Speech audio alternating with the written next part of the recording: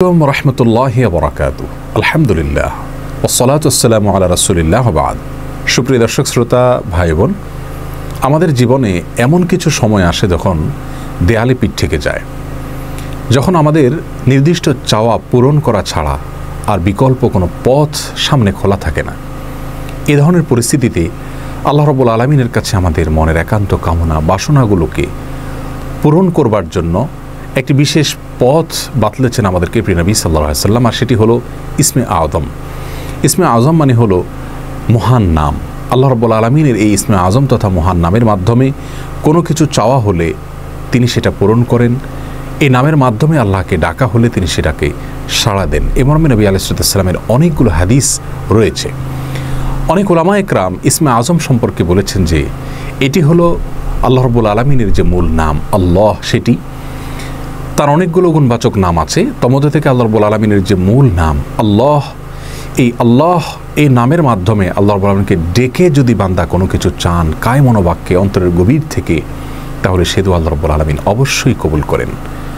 এজন্য কোনো কিছু আল্লাহ রাব্বুল আলামিনের কাছে চাওয়ার আগে যদি আল্লাহ বলে ডেকে ভালোবাসা থেকে, আস্থা থেকে, ভরসা থেকে, কায় মনোবাক্যে দীনতাহীনতার সাথে আল্লাহকে ডেকে যদি কেউ দোয়া করেন, তাহলে সে দোয়া আল্লাহ রাব্বুল আলামিন ফিরিয়ে দেন না।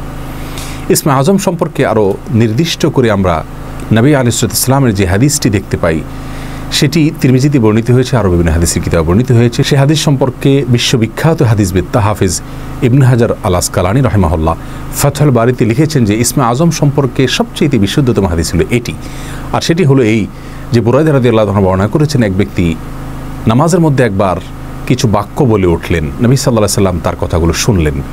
তিনি বলে উঠলেন, আল্লাহুম্মা ইন্নী আসআলুকা বিআন্নী আশহাদু আন্নাকা আনতাল্লাহ লা ইলাহা ইল্লা আনত আল আহাদুস সামাদ আল্লাযী লাম ইয়ালিদ ওয়া লাম ইউলাদ ওয়া লাম ইয়াকুল লাহু কুফুয়ান আহাদ।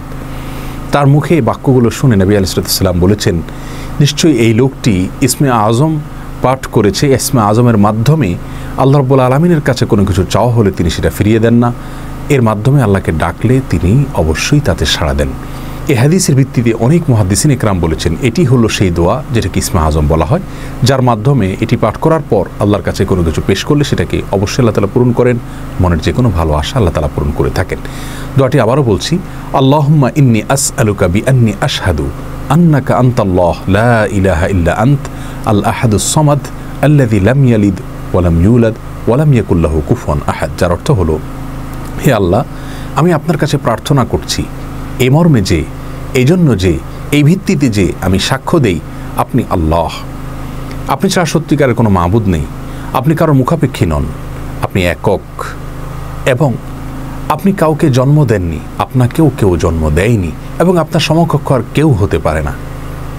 এই বাক্যগুলো পাঠ করে আল্লাহ রাব্বুল আলামিনের কাছে কোনো চাওয়া পেশ করলে তিনি অবশ্যই সেটি পূরণ করেন।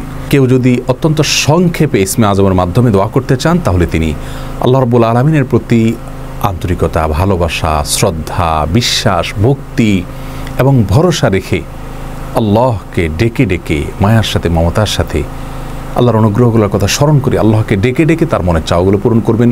এটা হবে ইসমে আযমের সবচেয়ে ছোট ভার্সন। আর যদি কারোর হাতে সময় থাকে তাহলে তিনি ইসমে আযমের যে দোয়াটি আমরা কথা বলেছি, আল্লাহুম্মা ইন্নী আসআলুকা বিআন্নী আশহাদু আন্নাকা আনতাল্লাহ লা ইলাহা ইল্লা আনত আল আহাদুস সামাদ আল্লাযী লাম ইয়ালিদ ওয়া লাম ইউলাদ ওয়া লাম ইয়াকুল লাহু কুফুয়ান আহাদ। এই দোয়াটা তিনি পাঠ করবেন, করে আল্লাহর কাছে তার চাওয়া পেশ করবেন। জীবনের কঠিন মুহূর্তগুলোতে বিশেষ করে এই ইসমে আযম পাঠ করে আল্লাহর রাব্বুল কাছে দোয়া করব, সেটা অবশ্যই আল্লাহ তাআলা কবুল করবেন যদি দোয়ার মৌলিক শর্তগুলো আমরা পূরণ করে থাকি। হালাল বক্ষণ করা, কায় মনোবাক্যে দোয়া করা এবং দোয়ার ক্ষেত্রে আন্তরিকতা এবং ঐকান্তিকতা থাকা, এই বিষয়গুলোকে যদি খেয়াল করে আমরা দোয়া করি, ইনশাআল্লাহ বিইذনিল্লাহ আল্লাহ তাআলা আমাদের সে দোয়া পূরণ করবেন।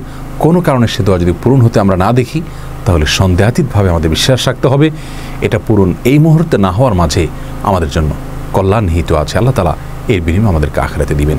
এছাড়াও দোয়া ইউনুসের মাধ্যমে লা ইলাহা ইল্লা আনতা সুবহানাকা ইন্নী কুনতু মিনাজ জালিমিন, এটা পাঠ করেও যদি কেউ দোয়া করেন, তার মাধ্যমে আল্লাহর বর্ণনা দোয়া কবুল করেন। এবং হাদিস বর্ণিত হয়েছে, আল্লাহ তাআলা আমাদের সবাইকে ইসমে আযমের মাধ্যমে আল্লাহর কাছে জীবনের কঠিন মুহূর্তগুলোতে দোয়া পেশ করার তৌফিক দান করুন।